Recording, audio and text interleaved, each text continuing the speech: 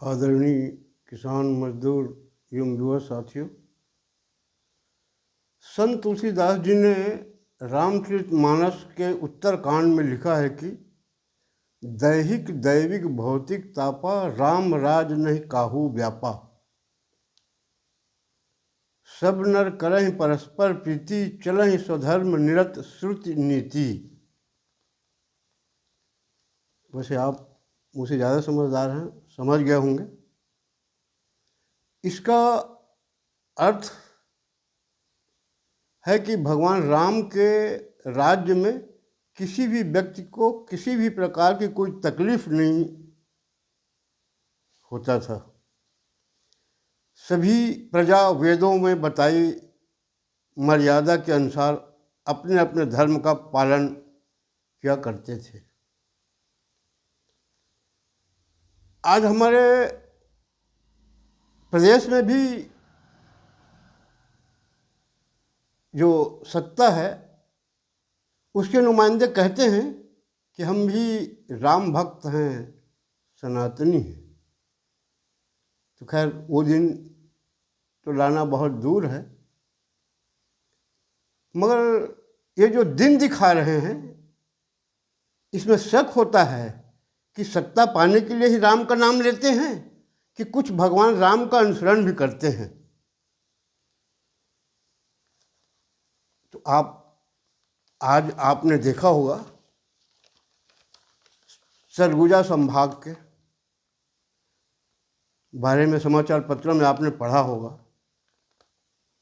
कि बलरामपुर रामानुजगंज जिले के कोरधा थाना के ग्राम हंसपुर के 3 आदिवासी कृषक राम नरेश 62 वर्ष, आकाश 60 वर्ष और अजीत 20 वर्ष रात को अपने खेत से घर आ रहे थे। उसी बीच रास्ते में उनको रोक करके वहाँ का एसडीएम करुण डहरिया तथा उसके तथाकथित राम भक्त भाजपा के नेता विक्की सिंह, मंजीत कुमार यादव, सुदीप यादव ने बॉक्साइट चोरी के मामले में उनको लात घूंसों से पीटना शुरू कर दिया। बताया जाता है कि लाठियों से भी मारा गया, जिससे तीनों बेहोश हो गए और उनको गाड़ी में भर के गांव लाया गया और वहाँ उप सरपंच से पूछा गया कि भोला सिंह कहाँ रहता है। बोले मैं नहीं जानती। वो गांव में घूम घूम के घर घर पूछ रहे थे भोला सिंह कहाँ है करके। बॉक्साइट चोर वो है उनके मुताबिक, मगर इन निर्दोष लोगों की पिटाई कर दी गई और गाड़ी में भरे रहे। तब तक राम नरेश जी का यह लीला समाप्त हो गया। उसके बाद ये अस्पताल गए और वहाँ तीनों को डॉक्टरों को दिखाए। डॉक्टर ने देखा कि राम नरेश आदिवासी किसान की यह लीला समाप्त हो गई। उन्होंने कहा कि ये तो दम तोड़ चुका है। 2 घायल हैं, उनकी अपना जान बचाने का हम प्रयास करेंगे। इतना सुनते ही गांव के लोग वहाँ इकट्ठे हुए और प्रदर्शन जानते हो, फिर ग्रामवासी आक्रोश में थे बेचारे। तो बता मैं ये रहा था आपको कि ये देखिए राम भक्त की सरकार है। अधिकारी कर्मचारियों को कितना छूट दिया गया है कि मैं पिछले वीडियो में बता चुका हूँ कि विधायक मंत्रियों के आगे पीछे रहने वाले और अधिकारी ही मौज कर रहे हैं, उन्हीं के अच्छे दिन आए हैं। बाकी तो आप दुर्दिन देख ही रहे हैं। और खबर तो मुझको ये भी मिला है कि ये जो एसडीओ है वो पहले गरियाबंद जिले में जनपद पंचायत का सीओ था 2022 में। वहाँ इसने किसी से 20,000 रुपये रिश्वत ले रहा था, रंगे हाथ पकड़ाया था। मगर उस समय हमारे यहाँ असली छत्तीसगढ़ सरकार थी ना, उसको ऐसे लोगों की जरूरत थी, उसको जेल जाने से बचा लिया वो। शायद अगर उसको जेल उस समय भिजवा दिए होते तो आज उस आदिवासी निर्दोष किसक की जान नहीं गई होती। मगर कहते हैं ऊपर वाला का जिसके हाथ में जो जान जाने को रहता है उसी के हाथ से जाता है। खैर, और खबर तो बड़ा रद्दी मिल रहा है सरगुजा संभाग और बस्तर संभाग से कि आदिवासियों पर जितना ज़्यादा अन्याय अत्याचार हो रहा है वैसे हम लोगों के ऊपर भी हुआ। भी धान खरीदी में कोई कसर नहीं किया गया, पूरे प्रदेश में चल रहा है, ऐसा नहीं है। यहाँ भी वही लूट की छूट खुलेआम चल रहा है। चलना चाहिए, उनका सत्ता है, तभी तो राम भक्त कहलाएंगे ना। राम मंदिर बनने में बहुत खुश थे हमारे मंत्रिमंडल के लोग, हवाई जहाज में गए थे गाना गाते, राम आएंगे आएंगे। कौशल्या हमको याद दिलाते हैं कौशल्या माता की धरती है, राम का मामा गांव है। आवाज किसानों के साथ उसी धरती में क्या कर रहे हैं, शायद सत्ता में आने के बाद भूल जाते हैं, वो पहले याद जरूर रहता है। इसलिए ये सब कुछ कराया जा रहा है। मुझको जानकारी मिली है कि सरगुजा वन मंडल में अंबिकापुर बीट के खालीबा गांव के ग्रामवासियों द्वारा 20 एकड़ वन भूमि को वन विभाग के कर्मचारी कुछ गलत कर रहे हैं, उसका गांव वाले विरोध कर रहे हैं। लेकिन वन विभाग के खिलाफ जो अधिकारियों के खिलाफ जो अन्याय अत्याचार किया जा रहा है ना, उसके लिए गांव वाले प्रदर्शन कर रहे हैं, कोई सुनवाई नहीं हो रहा है। देख लो, आदिवासियों ने शायद जगदलपुर और बस्तर में जितवा करके गलत किया ऐसा लग रहा है। वैसे खैर हम लोग भी उसको महसूस कर रहे हैं, इधर नहीं पठारी क्षेत्र भी महसूस कर लिया इस साल, ऐसा नहीं है। वैसे छत्तीसगढ़ के किसान भाइयों ने धान खरीदी के समय देख लिया है कि हमारे सनातनी और राम भक्त कहने वाली छत्तीसगढ़ की सरकार ने कम धान खरीदी के करने के नाम से अधिकारियों पर कितना दबाव बनाया हुआ था, और अधिकारियों ने उनका अक्षरशः पालन किया। खबरें तो अब मिल रही है कि उस समय तत्कालीन जिला अधिकारी लोगों अपने मातहत कर्मचारी जो धान खरीदी में लगे हुए थे, खरीदी केंद्र से लेकर के बड़े स्तर तक के, उनको स्पष्ट बोल दिया गया था कम से कम धान खरीदना है, रकबा समर्पण में ज़्यादा ध्यान देना है। अगर ऐसा नहीं करोगे तो सरकार का खजाना खाली है, हम कर्मचारियों को तनख्वाह नहीं मिलेगी। यहां तक का खबर है। मीटिंगों में बार बार दबाव दिया जाता था उनको, इसमें विशेष ध्यान दो कर।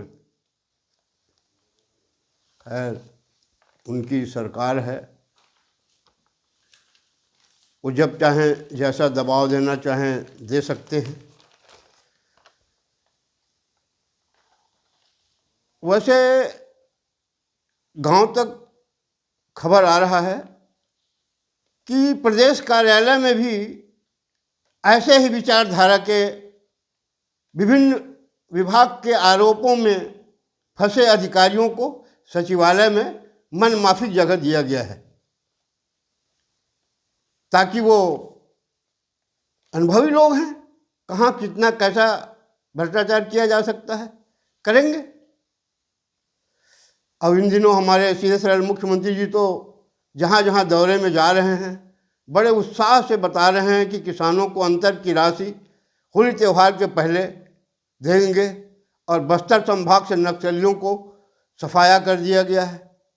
बचे हैं वो जल्द मार्च के अंतिम सप्ताह तक समाप्त कर दिए जाएंगे। अच्छी बात है, बताइए आप।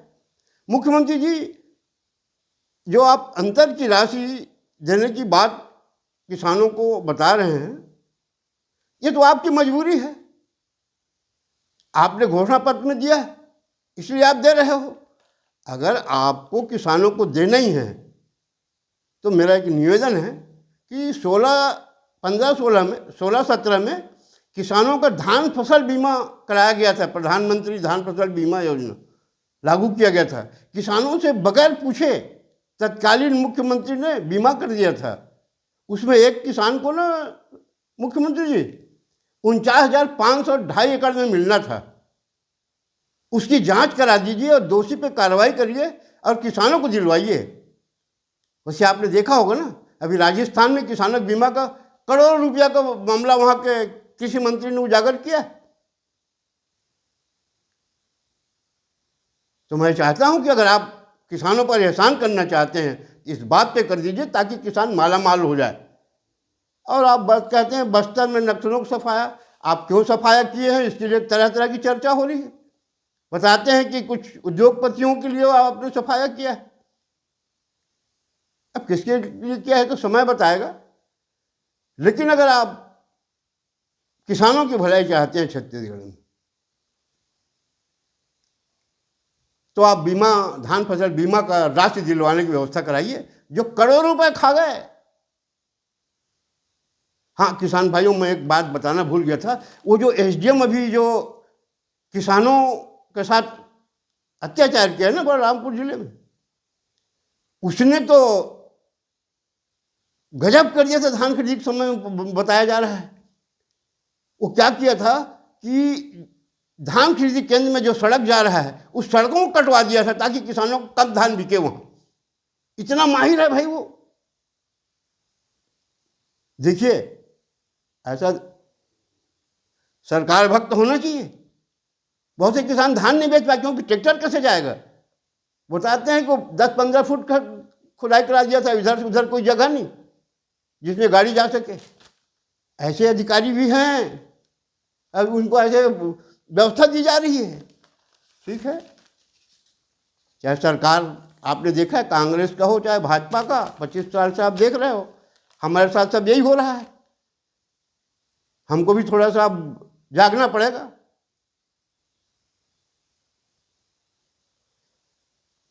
तो अंत में मैं अपने छत्तीसगढ़ के वित्त मंत्री जी को सलाह देना चाहता हूं कि वित्त मंत्री जी, अगर किसी भी ढंग से मोदी जी के भ्रष्टाचार विहीन भारत बनाने में छत्तीसगढ़ को तकलीफ हो रहा है, अटल बिहारी जी के बनाए कानून का पालन नहीं करा पा रहे हैं और तो मैं चाहता हूं कि इस बार धान खरीदी के पहले एक और पंजीयन करा दीजिए कि किसानों को जो साल भर शराब नहीं पिया है, शराब नहीं खरीदा है, उनका धान पंजीयन नहीं होगा तो सरकार का खजाना और भर जाएगा। वैसे मैं पहले आपको बताया था कि आप अपने मंत्री विधायकों को बोलिए जो जा रहे हैं उनके यहाँ अनिवार्य कराइए। आपको ये भी बोला था कि कार्यकर्ताओं को आप अनिवार्य करिए, जो आपके 50-60 लाख कार्यकर्ता हैं। शायद आपने किया कि नहीं तो पता नहीं चला है, मगर इस बार खजाना खाली है तो ऐसा कर दीजिए। और उसके अलावा मंत्रियों की 2.5 साल में बहुत बदनामी हो गई है वित्त मंत्री जी। अधिकारियों की बहुत बदनामी हो रही है, अधिकारी बेचारे जबरन पीछे जा रहे हैं। तो मेरा एक सुझाव था कि जो हर विभाग के लिए निर्माण कार्यों के लिए विकास कार्यक्रम जो राशि स्वीकृत करेंगे ना, सामान खरीदी के लिए जो राशि खरीदी करेंगे विभागवार, उसमें जब खरीदी वर्दी होता है तो आप खुद जानते हैं कि मंत्रियों के ऊपर, अधिकारियों पर भ्रष्टाचार के आरोप लगते हैं। तो मैं नहीं चाहता कि हमारे छत्तीसगढ़ के मंत्रिमंडल पे जो बदनामी हो गई तो हो गई, आगे मत हो। इसलिए मैं चाहता हूं कि एक कमीशन खोरी बजट लागू कर दीजिए ताकि उसमें एक राशि स्वीकृत कर दीजिए आप कि किस विभाग में कितना कमीशन किसको किसको दिया जाता है। वैसे मेरे ज़्यादा आप लोग जानते हैं कि कौन कहाँ कितना कमीशन फिक्स किया हुआ किस विभाग में। ये कमीशन खोरी बजट भी पास करवा दीजिए वित्त मंत्री जी, ताकि मंत्रियों की बदनामी मत हो, अधिकारियों की बदनामी मत हो। इतना करके अपने वाणी विराम देता हूँ। धन्यवाद। जय हिंद।